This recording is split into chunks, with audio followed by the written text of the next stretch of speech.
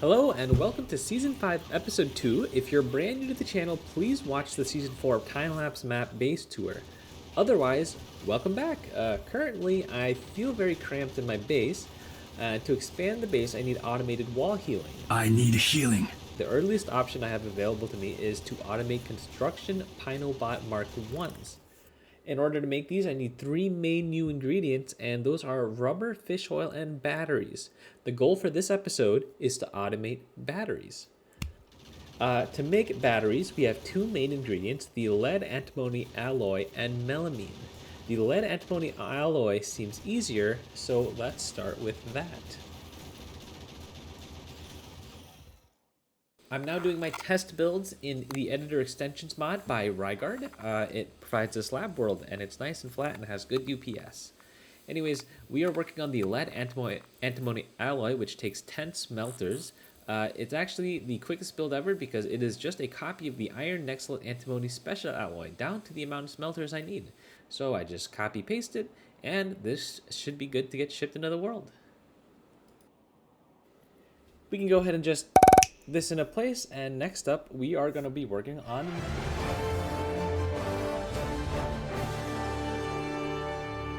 breaking news. The Fishgate front on Novice is running out of magazines. The culprit? Lack of tar. New major order. Help the front line by helping the production line. Your mission: produce more tar.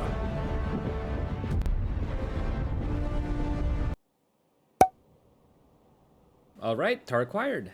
Now we can move on to melamine. So melamine requires two new alien ingredients. This is the Relalzias and the Ogs. Creating the first versions of these is quite complicated. We went over it when we made caravans, so I was thinking of creating a new temporary... Okay, so as it turns out, to make the Relalzia seeds, we need cDNA, which needs retrovirus, which needs lab instruments, which needs rubber. So now we need to switch gears and focus on rubber. So the rubber build is more like a latex build. I think like 90% of this recipe is just making latex, and then there's like 4 more steps to make the rubber. We actually already have a build very similar to this. I'm basically just going to take my rubber stopper build and remove the rubber stopper part and just slap the 6 extra buildings on top to make rubber instead. So repurposing old builds. Because of repurposing old builds, it looks a little bit janky. And not my best work, but in the spirit of moving things along, I think it's good. You know, reusing is also very good as well. I'm going to have the sap and the seaweed outside of it since it was getting kind of big. I didn't want to have it overwhelm, but yeah, this is the build. It works, it looks good, and I think we can put it into the world. And now that we have rubber, we can turn our attention back to the Relalzia seeds, which actually, I don't think I ever got to explain the plan from before, but I'm going to make a little temporary lab area, starting with caravans as my pilot. Alright, so we're starting with the caravan build. It's going to be a permanent build because I might need caravans permanently. But anyways, the lab area's main goal is to get a bunch of reusable components automated. So these, for the caravan build, these are the biosamples, the moss gene samples, and the generic Earth DNA. After building the caravans, I decided to expand it, or actually, I had a nice caravan build. It was very like direct insertion heavy with inserters, but then I kind of just tore it all down for some reason, and I put a bus through. And so now I have a bus build. But anyways, next up we had the Railzias, a ton of new ingredients, mainly from cDNA. cDNA is basically everything that's new, but the reusable ingredients here were the cDNA, retroviruses, plasmids, laboratory instruments, and the flower DNA samples. And Railzias took a while, but after I finished that, I was like, I'm almost done, so I might as well finish up the Ogs as well. And the Og build, not as complicated. The only 2, or I guess 3 new things I needed were the bare DNA samples, the Og codex, and then the Ogs themselves. So Og codex and bare DNA samples will be reused in the future. And with that, I think we have a pretty nice big lab area. I spent a lot of time just kind of filling it in to make sure it's running as smoothly as possible. Obviously, nothing's ratioed here. I just kind of looked at everything and decided what needed to be improved by hand.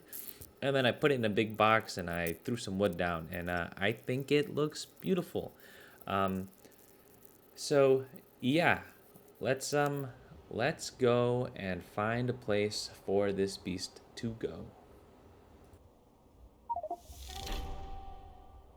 Okay, so let's go ahead and just oh yeah. So as it turns out, the original location I wanted to place this in is way too small. And in fact, I try to put it in other places. I explore a little bit other places farther away, but in the end, I decided I think I'm just going to put it near the center where everything is, and kind of just rearrange the belts running around, just to, I don't know, just to be near. I don't want to expand yet because I'm so close to being able to expand.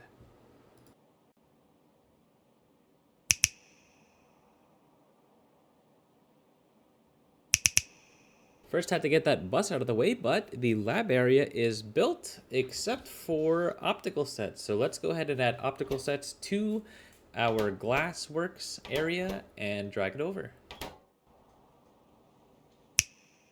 And there we go. I've added optical sets to the glassworks. I've also added a little quartz buffer. I know buffers aren't good, but currently there's no other quartz nearby that I can get to easily. So I'm just going to add a buffer, and hopefully in the future, if I need a large dose, it'll be enough to keep up at least a little bit. Anyways, optical sets would be done, except I need a new material called boron trioxide. So let's figure that out.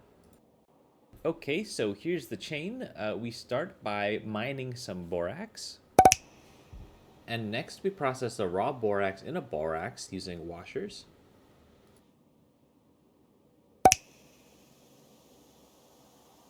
And then lastly, we could process that borax into diobrane, into boric acid, into boron trioxide. The boron trioxide was a really nice, easy, quick, small build. Most of the materials were electrolyzers, so it's just 10 electrolyzers, which turns water into hydrogen and combines hydrogen and borax in a diobrane. And then we combine diobrane with water to make the boric acid. And then we just combine that boric acid with coke in 4 high-pressure furnace to make the boron trioxide. And now that we have boron trioxide, we just got to drag it over to the glassworks to make the optical sets.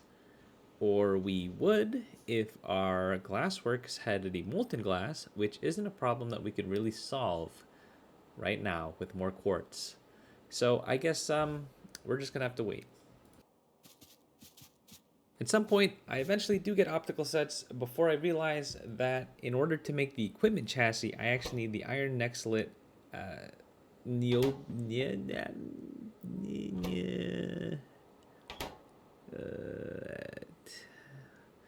the alloy, which comes at a rate of about 16 a minute, so extremely slow, and comes from all the way on the other side of the map.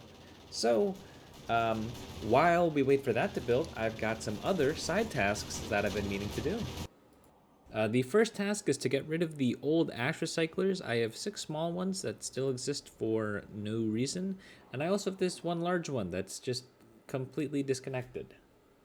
I have been stockpiling tailings dust, and I have several warehouses full of them, so I finally unlocked this coal dust recipe, which lets me turn the tailings dust into coal dust, copper ore, and iron ore. This will probably take a very long time to drain out.